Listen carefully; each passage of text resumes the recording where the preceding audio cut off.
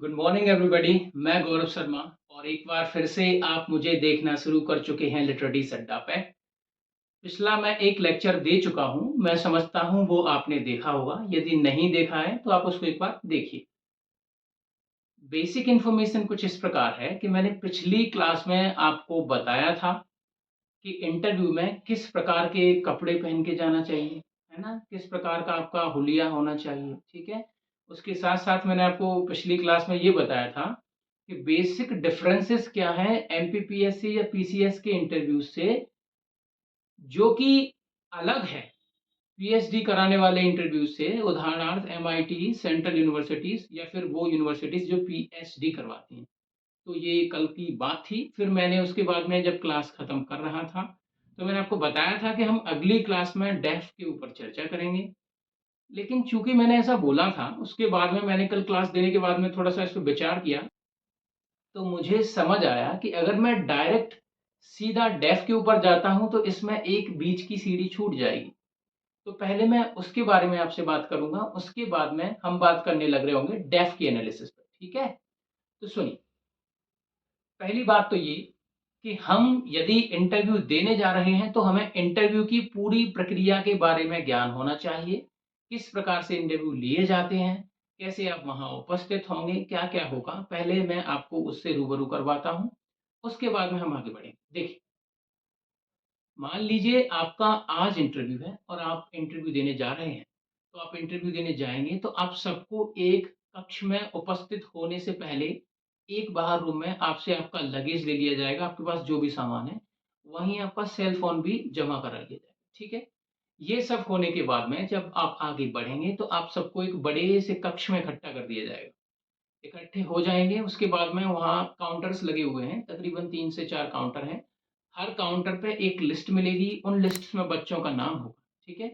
तो वहाँ फिर बच्चों का कह सकते हैं एक उनके डॉक्यूमेंट्स को अटेस्ट किया जाएगा एक बार फिर से, ये क्रॉस चेक करने के लिए कि जो बच्चा उपस्थित हुआ है, क्या वही ओरिजिनल कैंडिडेट है, ठीक है? ये एश्योर करते हुए क्रम बाय क्रम सारे बच्चों को वहाँ जो है ना अटेस्ट कर दिया जाएगा। लेकिन जो उसमें क्रम दिया होगा, ज़रूरी नहीं है कि आप उसी क्रम से अंदर जाएँ। कई बार क्या होता है, कुछ बच्चों के जो डॉक्यूमेंट्स होते हैं वो कंप्लीट नहीं होते हैं, और जब कंप्लीट नहीं होते हैं तो उस परिस्थिति में उन व्यक्ति विशेषों को पहले भेज दिया जाता है जिनके डॉक्यूमेंट्स ऑलरेडी कंप्लीटेड है ना? और कोई प्रॉब्लम नहीं है डॉक्यूमेंट्स में। उसके पश्चात फिर एक भैया आएँगे जो आपकी फाइल उनके हाथ में लेंगे, आपको वो ले जाएँगे, आपको ले जाके एक कक्ष के बाहर बिठा देंगे। तो उससे पहले मैं आपको बताना चाहूँगा, एमपीपीएससी में जितने बोर्ड होंगे उतने ही कक्ष होंगे, और उनमें से किसी एक कक्ष के बाहर आप बैठेंगे, मेरा कहने का तात्पर्य ये है। और वहाँ क्या प्रक्रिया होगी मैं आपको वो समझाने वाला हूँ। मान लीजिए आप इंटरव्यू देने गए हैं तो आप कक्ष के बाहर बैठे हुए हैं, विराजमान हैं। तो आपसे पहले जो व्यक्ति विशेष कैंडिडेट इंतज़ार कर रहे होंगे, पहले वो अंदर एंटर करेंगे, उसके बाद में आपका नंबर आएगा। मान लीजिए अब आपका नंबर आ चुका है, तो आप रूम में प्रवेश करने से पहले आपकी सिग्नेचर करेंगे एक रजिस्टर के ऊपर। रूम के जस्ट बाहर एक भैया होंगे, है ना? तो वो आपको इन्फॉर्म करेंगे कि आपको क्या करना है, कैसे करना है। तो वो आपको सिग्नेचर करवाएँगे।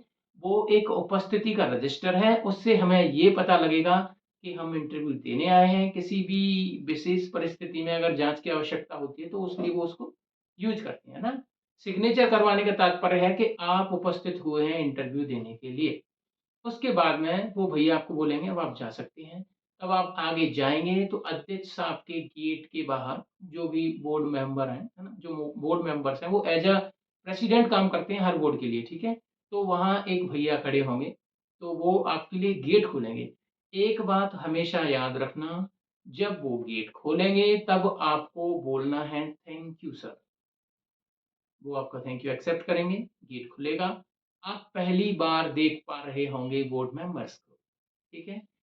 प्रवेश किए बिना बाहर से ही आपको पूछना है, "सर, क्या मैं अंदर आ सकता हूँ? क्या मैं अंदर आ सकती हूँ?" वो वहाँ से अनुमति देंगे, "जी।" उसके बाद में आप अंदर प्रवेश करेंगे। अंदर प्रवेश करने के बाद में आप क्या करेंगे? अंदर प्रवेश करने के बाद में आपकी जो चेयर है, जहाँ आपको बैठना है, उस चेयर से 2 कदम पीछे खड़े होंगे आप। उसके बाद आप बोलेंगे good morning all of you, good afternoon all of you. उसके बाद में आपको अध्यक्ष साहब पे नज़र बनाए रखना है, उसके बाद में ऐसे सब पे नज़र घुमा देना है। मान लीजिए ऐसे सर्कल में बैठे हुए हैं, तो ऐसे सबको देख लेना है और अध्यक्ष साहब से ही शुरुआत करनी है और अध्यक्ष साहब पे आके आपको आपकी नज़र छोड़नी है, ठीक है? इसका मतलब ये होता है कि आपने जो गुड मॉर्निंग बोला है, वो हर एक व्यक्ति विशेष के लिए। मैं उम्मीद करता हूँ आप बहुत अच्छे से समझ रहे होंगे। उसके बाद में क्या करना है आपको, फिर वो आपसे कहेंगे बैठिए, तब आप बैठ जाएँगे। फिर हो सकता है वो आपसे ये पूछें क्या आप कंफर्टेबल हैं? तो इस परिस्थिति में हम कहेंगे जी सर हम कंफर्टेबल, ठीक है? जी सर मैं कंफर्टेबल हूँ। आप बैठ जाएँगे। फिर यहाँ से सिलसिला शुरू होगा क्वेश्चन एंड आंसर्स का। क्वेश्चंस 2 टाइप के जा सकते हैं। पहला जनरल क्वेश्चंस है ना, उसमें बिहेवियर से रिलेटेड हुआ या फिर आपकी डिग्रीज, आपकी सिटी, आप एक्चुअली कहाँ से बिलोंग करते हैं, ऐसी चीजें आपसे पूछी जा सकती हैं।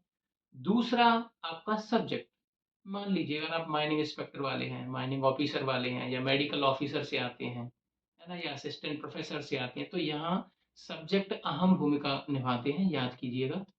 लेकिन एक बात हमेशा याद रखना, यदि एमपीपीएससी असिस्टेंट प्रोफेसर की बात की जाए तो इसमें एक चीज बहुत अलग है।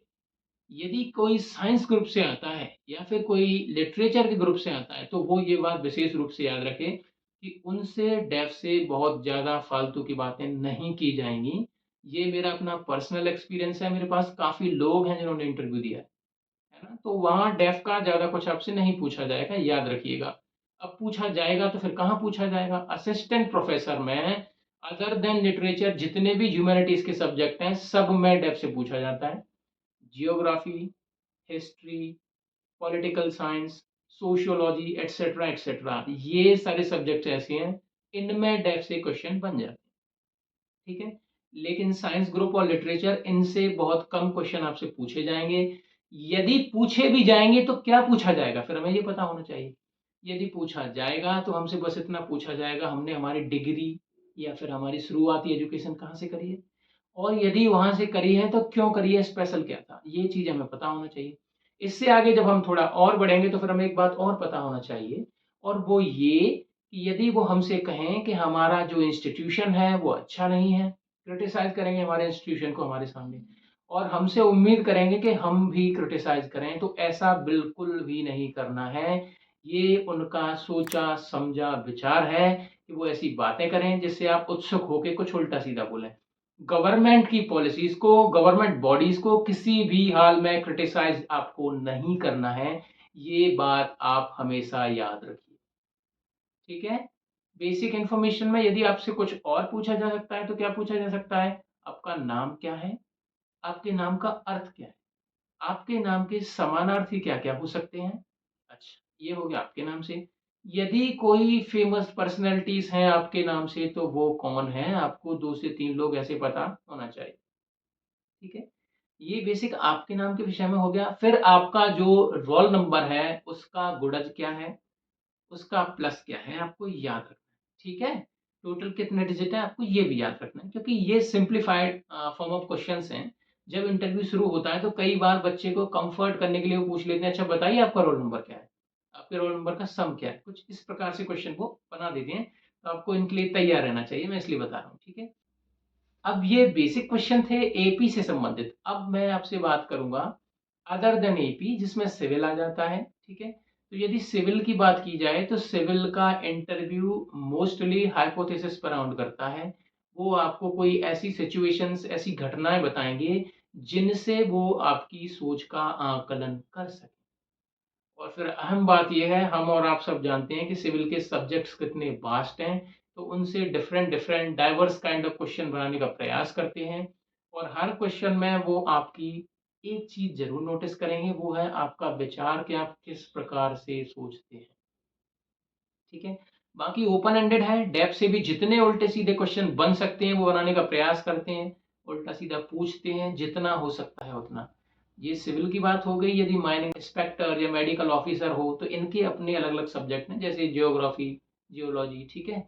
उधर उनके जो भी मेडिकल के जो भी सब्जेक्ट्स हैं, तो वहाँ उनसे रिलेटेड चीज़ें पूछी जाती हैं। तो ये बेसिक इन्फॉर्मेशन थी जो इस वीडियो में मैं आपके साथ साझा करने वाला था, मैं कर चुका हूँ। इससे अगली बातें जो हैं मैं वो आपसे अगले लेक्चर में करने लग रहा हूँगा। तब तक आप सेफ एंड सिक्योर रहिए, अपनी पढ़ाई पे ध्यान दीजिए। मैं आपसे मिलता हूँ अगले लेक्चर में, तब तक के लिए धन्यवाद।